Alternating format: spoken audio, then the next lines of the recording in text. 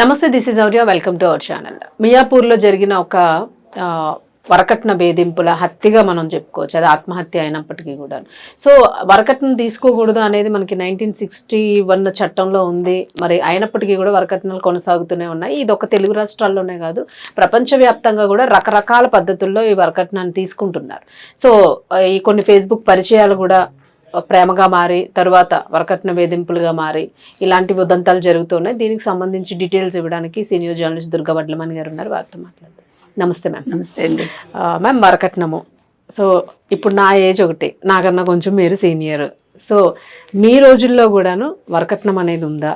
అది ఇప్పటికీ కొనసాగుతూ ఉందా? అసలు ఏ రకంగా వరకట్నాన్ని తీసుకుంటూ ఉన్నారు? హత్యలకి వరకట్నానికి అసలు ఆ లింక్ ఏంటి అసలు? మా ఇళ్లలో అయితే మేము కట్నాలు పెద్దగా నాకు తెలీదు. మీరు అన్నట్టు లాంఛనాలు అనేవి అలవాటు. ఆడపిల్లకి ఏమైనా ఇవ్వడం, అత్తగారికి ఏమైనా ఇవ్వడం, అబ్బాయికి ఏమైనా పెట్టడం, వెండి బంగారం, అది మన ఆప్షన్ అంతే.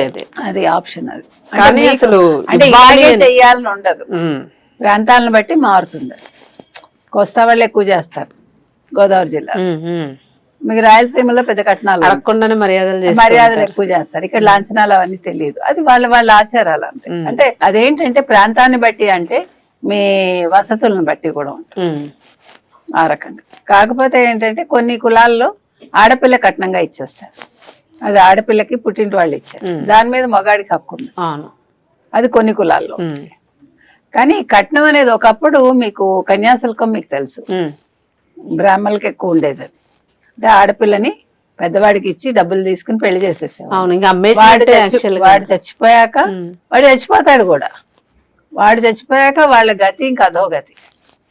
అందుకే కందుకూరి వీరేశలింగం గారు లాంటి వాళ్ళు విధవా వివాహాలు తీసుకొచ్చి చిన్న పిల్లలు, ఇంకా ముక్కు పచ్చలారని పిల్లలు అంటాం కదా. ఇంకా ఘోరం ఏంటంటే ఆ ఆస్తుల తగాదాలు, దాని మీద వాళ్ళు వ్యాజ్యాలు వేయడం. అవునవును. అసలు మనం ఆ వ్యవస్థ చూస్తే మనకు అర్థం కాదు. ఆడవాళ్ళందరూ కూడా ఇంట్లో, ఇంకా మీకు దాసీకైనా ఏమైనా కొంచెం టైం ఉంటుంది, గొడ్డు చాకిరి, మళ్ళా మొహం చూపించకూడదు. ఇవన్నీ నేను అసలు చెప్పలేను అనమాట. నరకం మామూలు నరకం కాదు. వాడెవడో చచ్చిపోతే 50 ఏళ్ళ వాడు, 60 ఏళ్ళ వాడు, 40 ఏళ్ళ వాడు ఈ పిల్ల ఏం చేస్తుంది మధ్యలో. అవును. సో ఆ స్థితుల నుంచి మనం మారి ఇప్పుడు కట్నం లేదు, ప్రేమ వివాహాలు చేసుకుంటామని చేసుకుంటున్నారు, లేదు సహజీవనాలు చేస్తున్నారు. సహజీవనంలో మీరు కలిసి ఉంటున్నారా? పూర్తిగా బాండింగ్ ఎంతమందికి ఉంటుంది? అవును. రెండోది మీరు అన్నట్టుగా ఇప్పుడు ఈ ఫేస్బుక్ లోనో ఇంకా దేంట్లోనో ఇన్స్టాలోనో పరిచయాలు, ఆ ప్రేమలు, దూరం నుంచి ప్రేమలు అన్ని బాగుంటాయి. మనం 4 గోడల మధ్య నివసించడం మొదలు పెట్టాక అసలు ఆర్థిక రంగు అప్పుడు బయటపడుతుంది. ఆర్థిక రంగు రైట్. మగవాడి రంగు బయటపడుతుంది, ఆర్థిక రంగు బయటపడుతుంది, రెండు. ఈ కట్నాల దాకా వచ్చేసరికి ఆడవాళ్ల పెత్తనం ఉంటుంది. ఆడవాళ్ళు అంటే ఇప్పుడు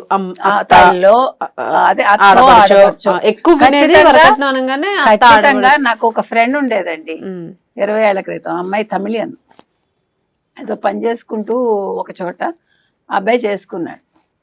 ఆ పిల్లాడు తెలుగు చౌదరీస్. వాళ్ళకు కొడుకు పుట్టాడు. ఆ అబ్బాయిని ఎందుకు ప్రేమించావని అడిగా. అంటే నేను ఇంట్లోంచి కట్టుబట్టలతో వచ్చేసాను, తను ఇన్నర్స్ దగ్గర నుంచి నాకు కొనిపెట్టి నన్ను పెళ్లి చేసుకున్నాడు అంతే. ఈ పిల్ల ఒక్కతే పిల్ల తల్లిదండ్రికి. తర్వాత ఇద్దరు కలిసి ఉన్నారు.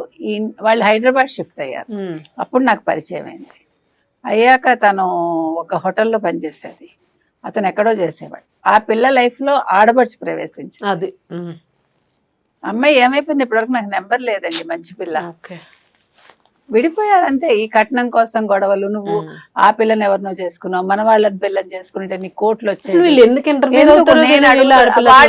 అయితే అయ్యారు. మొగాడు బుద్ధి ఏమైందండి, వీడిని కొట్టాలి వాళ్ళని కొట్టాలి. ఎంత అనుబంధం వరకే ఉండాలి కానీ బంధాన్ని విడదీసే వరకు ఉండకూడదు. అది ఇలా నేను చాలా కేసులు చూసా.